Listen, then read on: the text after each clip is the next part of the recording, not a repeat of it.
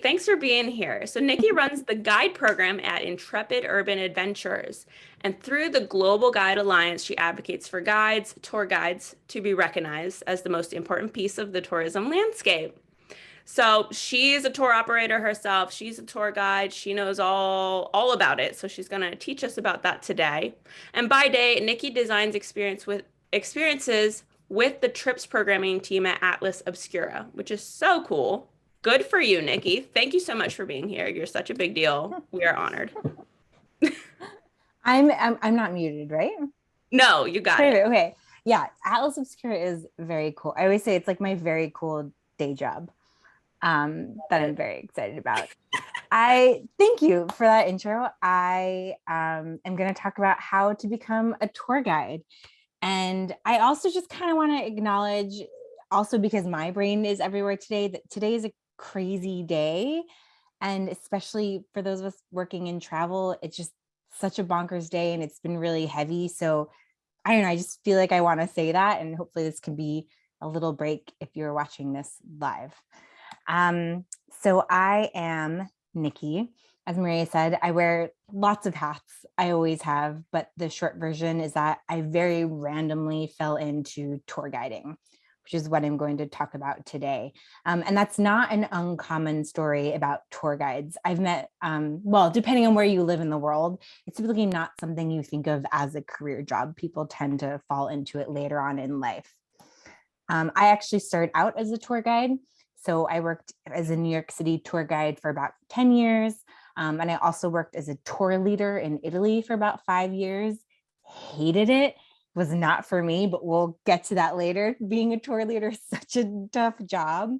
And after that, as Maria said, I developed the guide program at Intrepid Urban Adventures, which is now a mostly debunked brand. It's kind of still there in some respects, but I had over 1,500 guides in over 160 cities in that job. And while I was theoretically supposed to make sure that the tours had like brand consistency across all of our locations, my job very quickly became translating between tour guides and tour operators.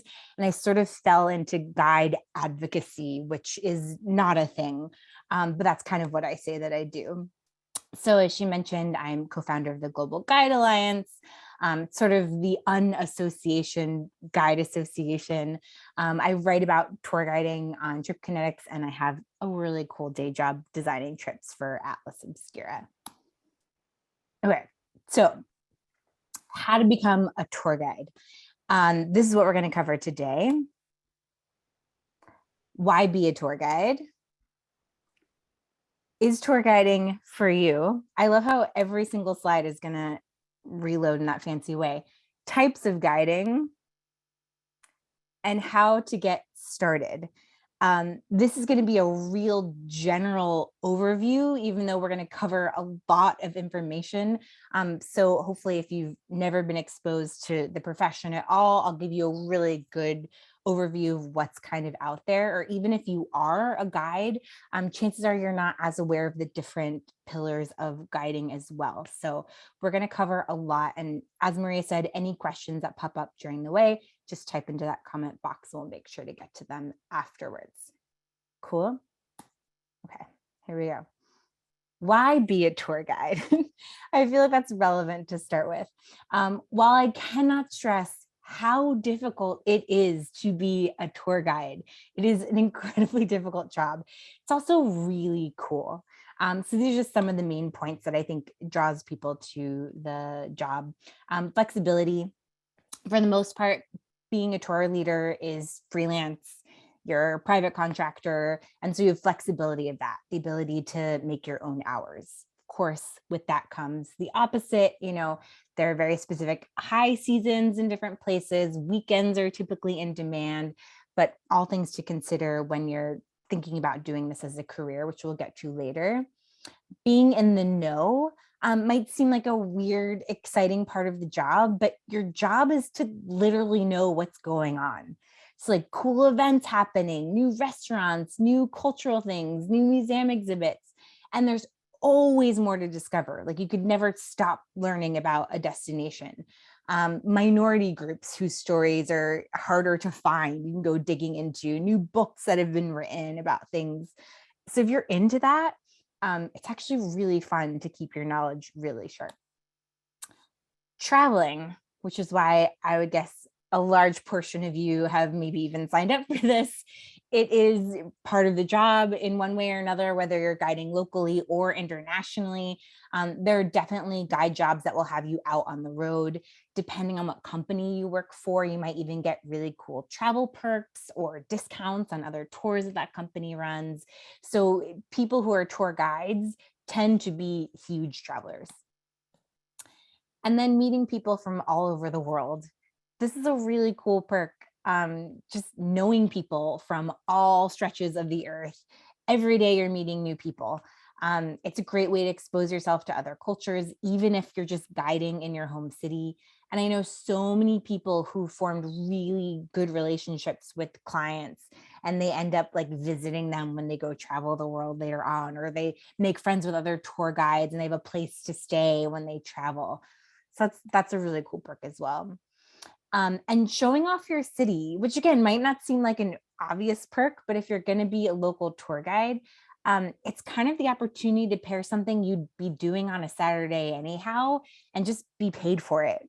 Right. So if you on a weekend love exploring a new neighborhood or going to a new museum, or if you're always boring your friends with interesting tidbits that you've learned, you could be paid to do that. So it kind of fits that lifestyle if that's something that you're already into. And finally, this is my personal favorite, having some power over badly behaving tourists.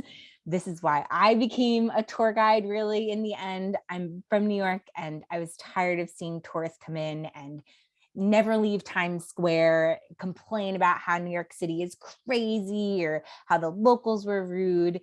And as a tour guide, I actually had the power to teach them honestly better manners.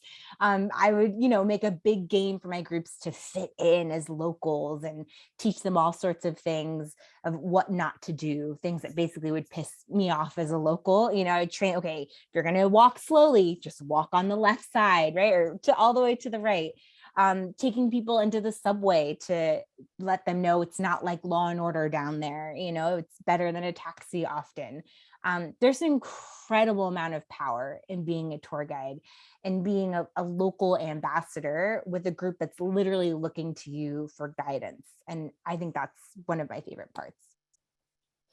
So is tour guiding for you? Okay, if all those things sound interesting, here's some of the very transparent and blunt realities of it, and some skills that you might need. So financial planning, super fun. This is a really important skill to have in the tour guiding world. When I was tour guiding, my guests would always want to know if it's my full-time job. That's like one of the most common questions you get. And the answer is yes and no. It can be full-time, but it is typically seasonal. So the exception being if you're really clever and you've figured out a specific situation where you're rotating between two places that have opposite busy seasons, which can be done, but I know very few guides who've been able to pull that off. So that being said, you can make a living if you are willing to work like crazy during busy season or high season. You'll hear me use both those words. And then save as much as you can so that it will sustain you during the slow season, which really works for some people. I was just talking to a guide the other day in New York City, and he's getting all of his school trip requests now. And he told me that between the months of May and July, he has exactly 3 days off. He's working every single other day, but he's going to be off for 3 months in the winter. So it works for some people, right? You could go to an island and hang out and not have to work for 3 months. Boundless energy. Very important skill, or at least the ability to fake boundless energy. It's really hard to explain to people who've never done the job. I had a friend who worked in restaurants and was also a tour guide, and she had told me that one 3-hour walking tour left her just as exhausted as a 10-hour restaurant manager shift. To give you an example, it takes an incredible incredible amount of energy to host a group, plus keep logistics going smoothly, especially if your group is kind of low energy or quiet or hard to please. You end up sort of like giving them your own energy to compensate. As a tour leader, and we'll talk about these distinctions later on, you're on call 24 hours a day. You know, if they can't get the hot water to work at midnight in the hotel, should they call the hotel? Yes, but they're going to call you first. So even though you're on a break, you're, showing someone how to just turn on the faucet because they just didn't wait long enough or something like that. So it's exhausting. Some guides will think, oh, to make more money, I'll just do 3 walking tours in a day, or I'll just do 5 back-to-back 10-day tours in a row. But it's really hard on your body and your mind. During busy season as a walking tour guide, I used to take bathroom breaks during my tours just so I could stop smiling. I would literally just like go in, close the door and be like, okay, just to take a second. It's a lot. It's a skill you can build up, but it is a skill. Multitasking. Guides are the ultimate multitaskers. You wear multiple hats, from trip planner, right? Take care of all logistics, dealing with any mishaps, which happen constantly. On top of that, you're also playing host, making sure your guests are having a good time, that everyone's feeling included, getting along. You're also an educator. You're giving information, hopefully in an interesting way. You're often a therapist, believe it or not, mediating between a couple that's arguing on your tour. Happens all the time. It's a lot. Tour guides do it all, and they do it all at once. And keeping it fresh, even though your group is totally different every time, the reality of the job is you are repeating the same tour over and over typically. And guides need to keep it fresh, both for the guests and for themselves. Otherwise, you can easily burn out. So another skill that can be learned, but a skill. And then there are logistical things to cover, right? We're going to go real deep into this so you have all the information. Guide licenses. Some countries and cities require you to have a guide license, which means everything from taking, in New York City, for example, a completely pointless test that you can look up on the internet and memorize the answers. Or on the other extreme, you could, have to go to a several-year university program like in India, or have a very specific art degree in Florence or Venice. The barriers to entry can be very high, cost-wise, time-wise. As less traditional guiding, quote unquote, becomes more and more common, there are some workarounds. So for example, giving a food tour or an outdoor walking tour in some of these places doesn't require you to have a license, although that is highly, highly debated within the guiding world, whether or not that is okay. But it's just complicated and it's political. So definitely look up your local licensing requirements. You'll also need to consider whether or not you're interested in guiding as a hobby or a career. It can be either. Those are both options you have, but know which one you want to go into, because being a guide on the weekends for extra cash is very different from it being your main source of income. And finally, you'll want to consider whether you want to be a freelance guide or run your own tours, right? So freelancers, obviously there's a little bit of hustle, but you can just show up and do your tour. When you're doing your own business, you are owning your own business, doing sales and marketing and creating your own tours. So just things to think about. Lots of things to think about. Okay, types of guiding. Hopefully everyone's still with me. This is a lot of information. I'm going to quickly go through the main categories of guiding. You'll notice by now that I use guide as sort of a general catch-all term, but each type of guiding is actually quite unique and actually pretty siloed within the travel professionalism world in general. There is, of course, some variation to these, but for simplicity, I've kind of like categorized them. together. So we have walking tour and day tour guides. This is probably the most common thing when we think of as a tour guide.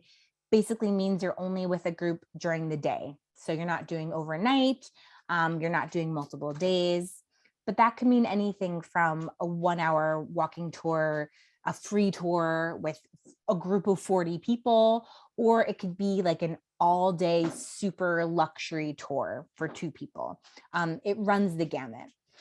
Walking tours tend to be an easy way to get into the industry, and that could include food tours or beer tours or wine tours. I mean, there's a tour for everyone, but we're usually talking about tours in a city, but it might include excursions. So for example, a day tour of Versailles from Paris, right? So you might have transportation in that sense.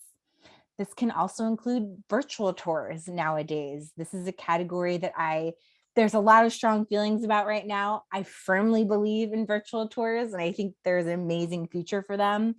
Also, I think most of them currently are pretty bad, but it is a thing. So whether you're doing a Zoom video or a live stream, that's also considered a tour. Typically in these, there's a concise theme, and guides are expected to have a very deep knowledge in a particular subject, as well as general knowledge about everything else. People assume tour guides know everything. I can't tell you how many times a guest will like point to a random building and say, "What's that building?" I don't know, there's a million buildings in New York City, but there's just this expectation that, oh, you're a tour guide, you would know this. You're also typically doing this in a place where you live. You're not like traveling to a city to be a local tour guide. You're probably freelancing. You probably work for multiple companies if this is the path that you go. And so you have to get savvy on how these companies work. Some companies pay per tour. Some companies pay per hour. Some require a lot of unpaid extra work, like setting up all the food tastings before a tour starts, or the day after a tour, emailing all of the guests. So you get to learn what questions to ask and what companies expect of you. Tipping is a thing depending on the city where you're living, depending on the people coming on your tours, but you never, ever, ever want to depend on tips. It is never guaranteed, and it can be very random. But I digress. Multi-day and step-on guides. Okay, so this is different from walking tours, as you're typically dealing with a bus. So there's one more element that you have here. A lot of these jobs tend to be yearly, in the sense that a school group will have a tour with you and really like you. So they'll come back every year, the same school group with different school kids, or a retirement group, that does a trip every year. So even if you're working through a company, you might get requested again and again. And the real career tour guides, these are the jobs that they hold, because you can build up enough of these clients where you have steady, predictable work year after year. Because of that, though, it also tends to be harder to break into, because the same very small handful of guides in one city can dominate the majority of the work. Pay here is better, which is why it's desirable work. It's set. It's typically by half day or full day. There's very strict rules about overtime.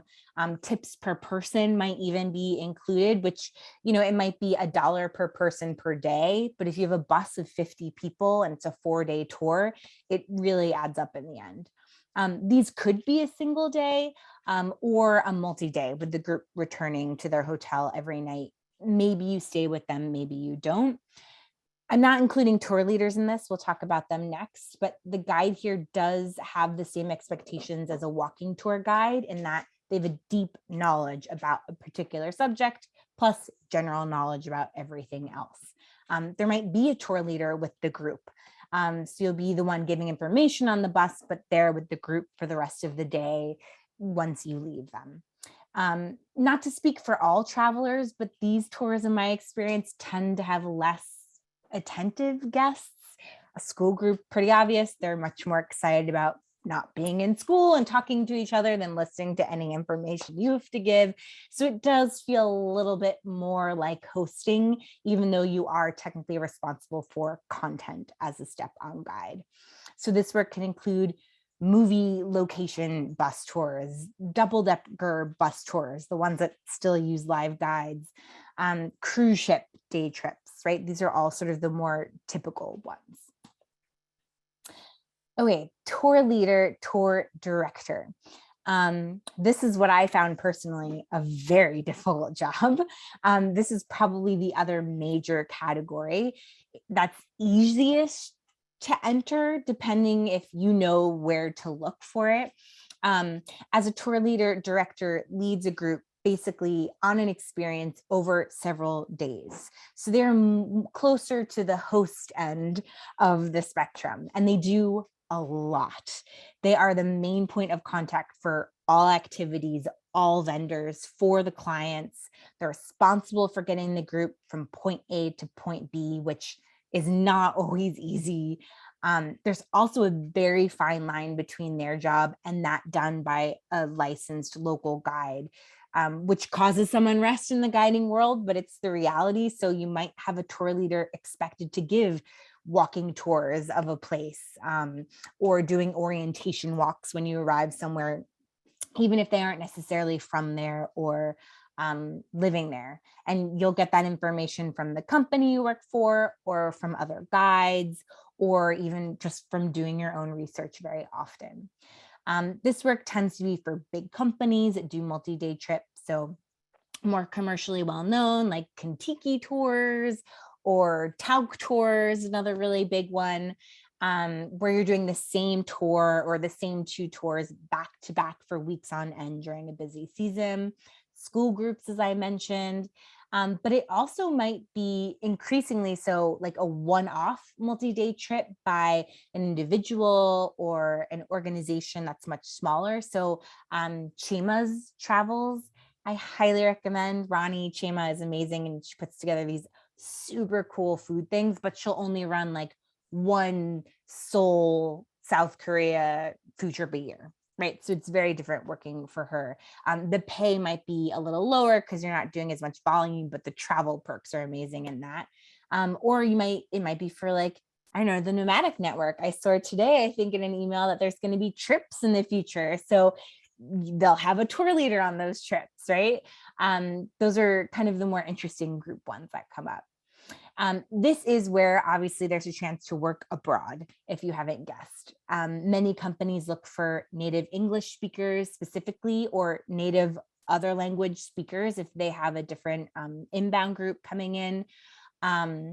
And they're at least open, usually, these companies, to tour guides who are not from that place. So I was talking to a tour guide from Canada the other day who was saying that he's already booked this summer for Belgium. He does tours in Belgium. Usually you should have some connection to or knowledge or passion for this place, right? It's not that you're randomly getting sent places until you start working for a company, and then you may well be like getting extra tours from them in random places that you'll have to learn. It's very common for tour leaders, guests don't know this, but it's very common for them to blindly be sent somewhere that they've never been before and have to lead a tour, which is crazy. The pay for these aren't always amazing. It depends on where you work, but the perk is travel, right? You're getting to go to these places.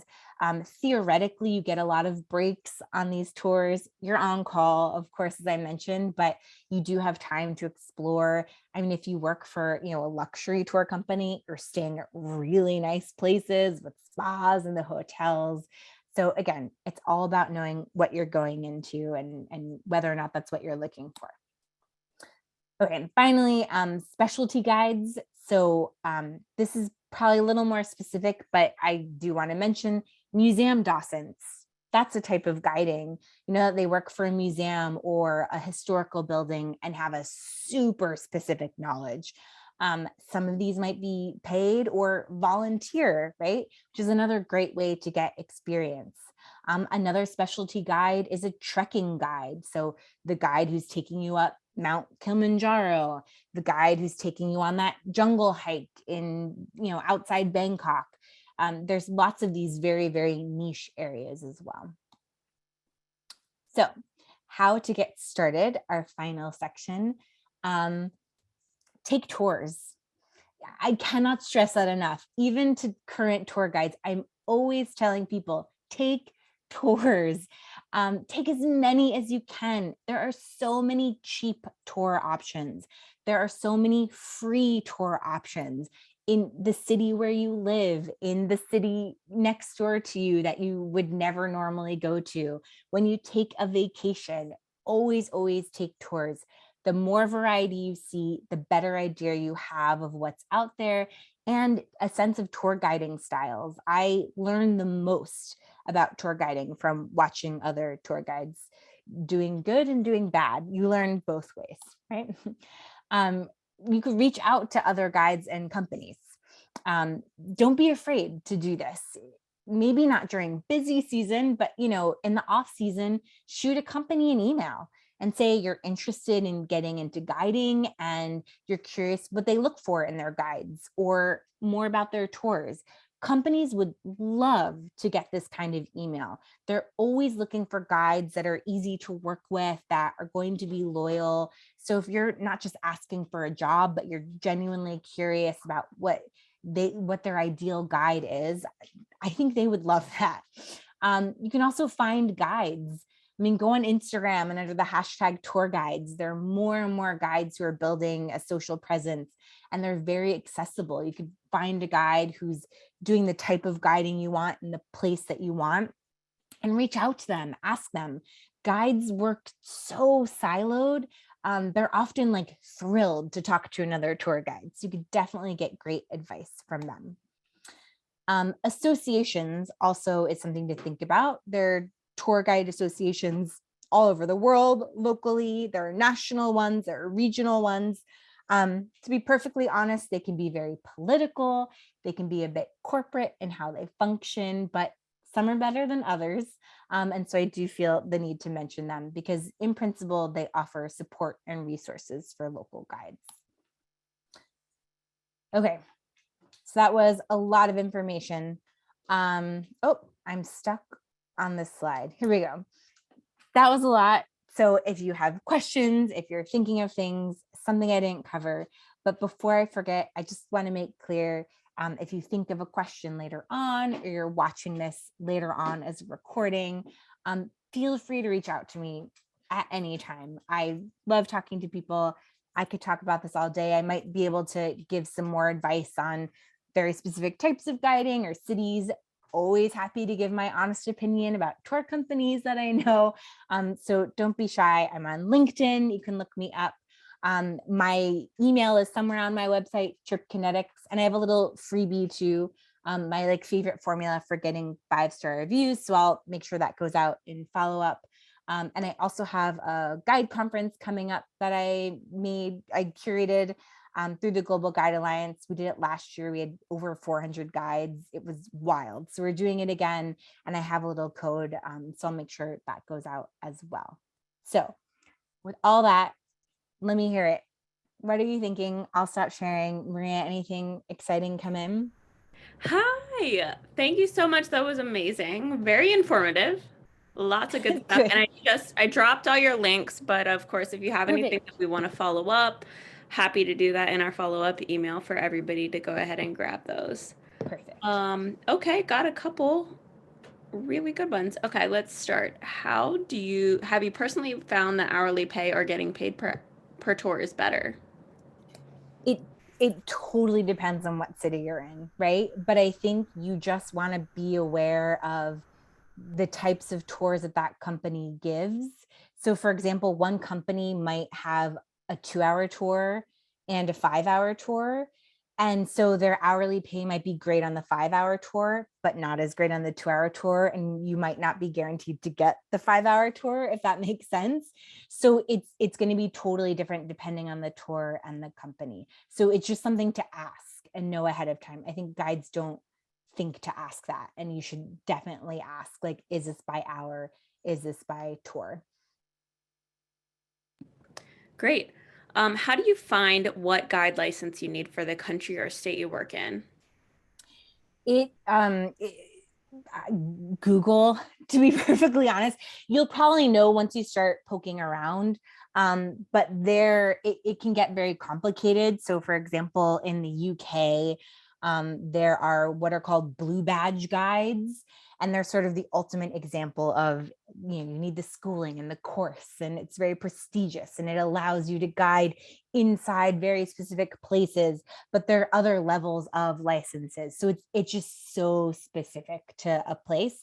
But feel free to message me and I can also let you know. Cool. Is there a demand for any kind of guiding in the US for Americans who speak German or Spanish or Russian or anything?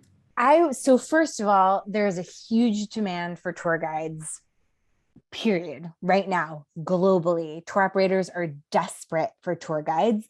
And this is because a lot of tour guides during the pandemic have been experimenting with going out on their own and going the business owning route. So there are less guides who are willing to freelance in the same way, especially because, I mean, the pandemic was terrible for guides. There's no support. They were burned by a lot of companies. So I think there's a whole score of tour guides that are like, forget this. So that being said, there's a huge, huge demand. Guides who speak a second language, always. It's only going to be a plus. And often you'll be, I mean, depending on the place, even in New York City, some of the companies I worked for, where we have tons of people who are bilingual, that was a huge demand. We had, on the team, one of the teams I worked for, there was only one German speaking guide, maybe two. There was only one Italian speaking guide. So it opens you up to getting a lot of private tours, which tend to pay better. So multilingual, the better. Great. And what was your experience for the process of getting a license in New York? It's okay. Mine was really annoying because the test wasn't online at the time that I took it way back when. So the test is very random. It's highly debated. It's a whole drama. But it's like really random questions, like bus driver questions. Like, if you go from this museum to this hotel, which of these four routes can you legally take? Like really obscure things, to questions that like I would never be asked on a tour. One of the famous ones is what city in the world is the same size as the Bronx, which is one of our boroughs? Like the most random question. So I had a very frustrating time. I took it, failed, because then I knew it was on it, and then I can go memorize it, because the only test materials they give you are two encyclopedias. That being said, now you can go online, you can find all of the answers and just memorize them ahead of time. I'm That not sounds bitter at pretty all. cool. Hopefully it was worth it. Which relates to the next question. What initially inspired you to become a tour guide? My grandfather was a volunteer tour guide for, and I think Grandpa's watching. I know my mom is. Hey, Mom. Hey, Grandpa. He was a volunteer tour guide for a very cool company you should look up, called Big Apple Greeters. And they're even part of a network that does this in other cities. But the tours are completely free, and the majority of them are led by retirees. So it's not like an official tour guide. It's not, an official tour, but you're like hanging out with someone who's, lived in this place. And so he was doing it, and I wanted to study abroad in Italy. I was in college at the time, so I started volunteering as well because there were tons of Italians. So very selfishly, I got into it because I thought, oh, this will help me learn Italian. And then very selfishly, I joined the career because I thought, oh, I can change the tourists coming to New York City. That is how I got into it. That's so cute. I tried to drop a link. I think that is the Big Apple Tours, but you can confirm if Yeah, that makes. I'll take Big Apple Greeters. Oh, They're Big Apple amazing. Readers. Yeah, Yeah. that's what I searched. So hopefully Yeah. what Okay. came up is the right one. That's so cute. Um, do you need to get anything else, i.e. business insurance, etc., as a freelancer? No, typically no. Unless you're doing something like, as Marie and I were chatting about, giving motorcycle sidecar tours in Paris for a company called Chengo Tours. Those guides do need extra licenses. But typically not. Typically, you just need your tour guide license. All insurance and things like that, business licenses, is done through the company. It's the benefit of freelancing. Love that. So is it possible to take a course with a tour company so that you can be trained by them? How does that work? There is not a lot of tour guide training outside of the very formal required training that comes with some of these licenses. I mean, I'm always happy to recommend my friend at the Trip School. That is a great, great, great resource. It's probably one of the more affordable resources out there. They do all sorts of courses, but to be honest, there's really not a whole lot of options to learn how to be a tour guide. It takes a lot of self-training. I would say one thing that I would recommend is working for a company, asking them to go on as many of their tours as they can. Even, I mean, in an ideal world, they should be paying you to do that. But worst case scenario, if you can just say, hey, can I tag along, even on the same tour multiple times with different guides, that's going to be your best way to see it. Tour guiding is muscle memory. You need to be put in all these different situations so that you can learn how to react in any situation, if that makes sense. So the more hours you can get in, that's going to be the best training. Great. And so, like, what countries have you gotten to visit and give tours in? When I was a tour leader, I did mainly Italy. And it was I was like right out of college. It was super luxury tours. Oh my gosh, I stayed at the nicest hotels. We would like dress really fancy. I loved it. But then we also did like Italy plus. So I did in Italy, Spain, I did in Italy, Austria.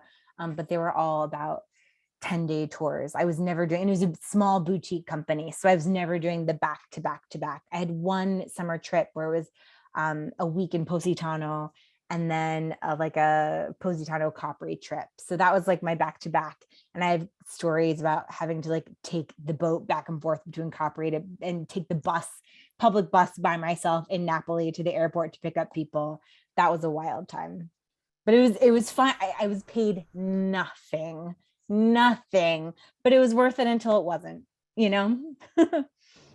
Do you feel like you could go back to those cities and like experience them in a fun way, or do you always think like, oh, this could be good on a tour? So for me, I like being I like feeling like a local. That's just like my personal way of how I love to travel. So for me to be in a place working is so much more satisfactory than being there as a traveler and going around. So I loved nothing more than like taking a break in a local cafe, and like looking at my watch, like, oh, I have to go get my group, as I'm sipping a coffee in Paris or something like that. So I think for me, I actually really enjoyed being in a place working. And now I'm very, very lucky to still have jobs where I typically do most of my traveling through work. But even when I add in things, because now I have this huge network of guides, I just feel like I'm always meeting up with guides in new places and taking tours. So I still feel like I kind of keep that. I'm always watching, always evaluating. One of the perks, I guess you'll never have to pay for a tour again because you know a bunch of guides that'll take you on. Yeah, exactly. And there is no one better to hang out with in a city than a tour guide. It's Like, true. they're the Yeah. best. Yeah. Um, so what are your thoughts about the risks of hosting Airbnb experiences where people can sign up to do something during their visit? I have very strong feelings about Airbnb. To answer the question more directly, they're what we call an OTA, an online travel agency. So Airbnb or Hago now in the virtual world, which is getting a lot of press recently, to TripAdvisor, all these places where you can, as an individual guide, put your tour up. They take a huge percentage of the money. It is usually not financially worth it. They're usually very high, very unrealistic expectations because, again, they're not thinking about the tour guide. They're like, oh, you just throw up a tour. writing a tour takes a lot of time and energy that you're not paid for. And a lot of these companies, they don't have ways for people to tip you. They don't have ways, to pay you for all the extra time you're putting in. Airbnb in particular just happens to have a culture of people who ask a lot of questions leading up. They're very, very high maintenance. They expect you to answer immediately. They ask for refunds for the smallest things. So yes, it's a great way to get tours if you want to kind of do like own your own business light. But it ends up being very frustrating, I think, long term for many people. Yeah, great insights. In terms of going the entrepreneurial route, how do you advertise? How important is social media presence? What platforms do you think are best? So this is like a really exciting world. I think it's like newly emerging, and I just think forever tour guides have been sitting around waiting for tour operators, and I love that like we live in this creator economy where you can make your own business at a much lower entry level. I think the best thing to do is to really like get your business acumen, like understand it as a business. So yes, social media can be the route that you take. It's one way to get customers. But it's finding, it's doing market research. Where are your customers? Where do they hang out? Do they buy things on Instagram? If not, then that's probably not going to be the best platform for you, right? It depends on the age group that you're looking for, the types of tours that you're doing. But there are other ways to do it. I mean, I was listening, there's a great podcast called Tourpreneur that I highly recommend. It's for like solopreneurs who make their own tour companies, and they're much more business focused. But I was listening to one the other day, and she was saying that she literally gets all of her business through word of mouth because she joined the local tour association. She volunteers with the historical society locally, and she's made all these local connections, so they all recommend her tours because they know her and appreciate what she's doing for the city. So there's lots of different avenues, but you do need to have a plan for marketing, for sales, and for your tours. Do you mind spelling that in the chat? Yeah. Tourpreneur. I just like went for it, but I didn't. And I mean, full disclosure, I do a series with them. We're about to start one interviewing tour guides, which I'm really, really excited about. But I do one where we like follow along new tour guides, but then the main host, Shane, does a lot just like asking people how they started their tour business. So it's super, super valuable, but like very business heavy. But that's good. If you're a creative like me, that's like the skill to learn. I love I love that. all these questions. Yeah, they're really good. I do have one. I'm not sure if you can speak to this, but someone has been applying to EU tour operators for leader positions, but the visa is an issue. Do you have suggestions? Yeah, I mean, that's the thing about countries. It's finding the country where I would say you want to look for the companies that are either US based. So if you're, I'm assuming, not in the EU and you're applying for the EU, find companies that are based in your home country that do tours in the EU. That's probably going to be the easiest way to start because they'll have that system built in.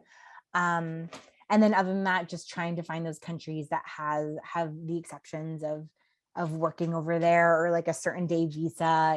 It might just be getting really, really clever with which countries in particular that you can get that visa for. Wonderful. Do you have any good virtual tours that you can recommend? I know that you kind of mentioned that there's some that are not so good. Yeah. I actually have, I can give you a list. I'll try and think of one now, but I will try and make a note to, Mom, if you're still watching, can you send me a text and ask me to write down some virtual tours for Maria? We can follow up. Well, yeah, that'd be, or you, Maria, thanks. One company called Prague City Adventures. I think that is their new name. They do amazing virtual tours, like just really, really thoughtful, really well done. Hey Go is a platform that is very problematic. I highly recommend you tip well if you take one of the tours because the guides are severely underpaid and they take 40% of all tips. But on their Komal from India, she's one of their main guides there. Any of her tours are also phenomenal. And again, feel free to like, I'll write some, but feel free to like message me on LinkedIn. I can think of others that there's been a few that have been really good, but I would say the majority are not great because the tours aren't created for the medium. Not to get like too nerdy on you, people just like replicated their in-person tours and that didn't work. So there are companies that really figured it out. I'll say Amazon. I have very strong feelings about Amazon and their tour business that they tried to launch pre-pandemic. But some of those tours are amazing. Like they're moving out of this direction, but the two that I took that I can highly recommend are the one in Taiwan. So cool. It was a temple tour in Taiwan. So well done, so interactive, so clever through the platform. And the other one I took was a shopping tour of Japan's kitchen town. Hopefully those are both still live. It was less of a information tour, although I could get information out of the guide, and more like you went shopping. We bought an amazing knife. It all like came delivered within 3 days. Like it was so cool. So that it's a really, I think they're going in a different direction with it, but I thought they were doing a really clever interactive thing with the tours. I love that. I'll have to check that out for sure. We've got a question. If you want to do like a wellness retreat in another country, is it easiest to work with a tour operator there to take care of a lot of things like transportation and day tours, and they take a cut? Yes, it is definitely easier to work through a tour operator. I would say that's when you want to find these small companies. So like the Nomadic Network or like Nomadness Travel Tribe, like Wonderful. These are maybe even places that are looking at local tour operators. They're trying to think of trips. And maybe that's a really interesting opportunity to get connected to a tour operator, because someone can say, hey, this person would make an amazing tour leader. They have a trip idea. Could they work with you? Right. It's not as typical for the more established companies to work in that way. But those small companies, Chima's Travel, I'll type that in. That's another great example of she's looking for like interesting people who are doing interesting things and she could cover operations. You want to find those smaller people with those more boutique companies for that. But I think now there's a market for it. Again, pay tends to be low because yes, they're taking a cut and you know what I mean? You're basically like your cost alone to get there for a single tour is going to be quite high just with airfare alone sometimes. But the perks of being able to do this incredible trip. I don't know if it was mentioned specifics, but what would the average wage, if you can say, of a tour guide be?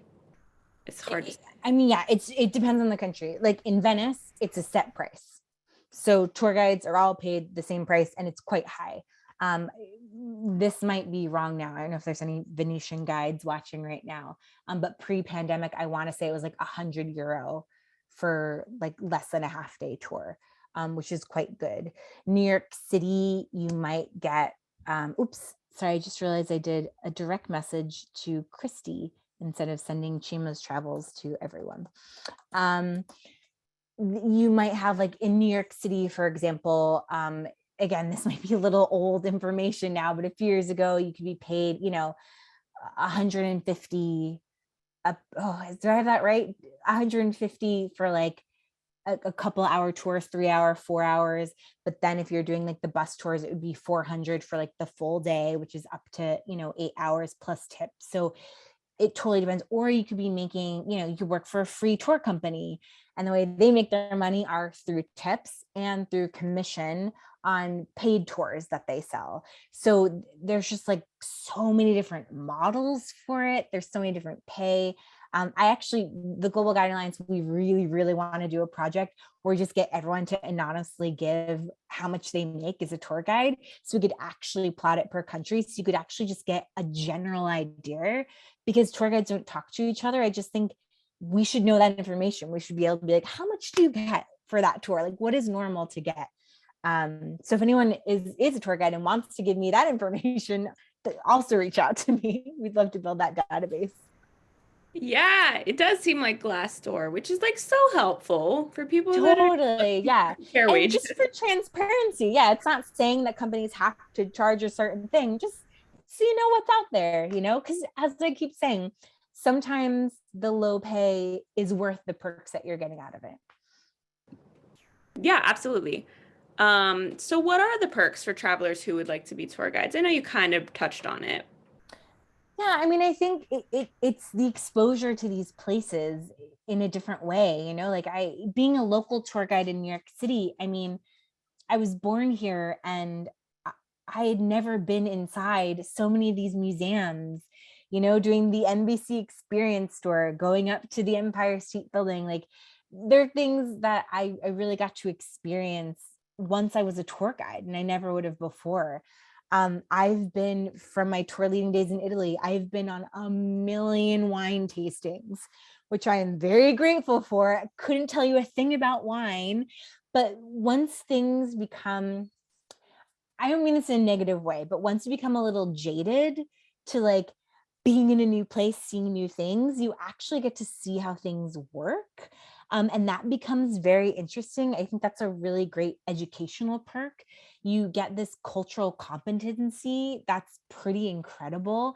The transferable skills that you get from doing this job, I think, are a huge perk. um yeah, there's a lot of them. It's you just get connected to this world being a tour guide that I think is pretty incredible.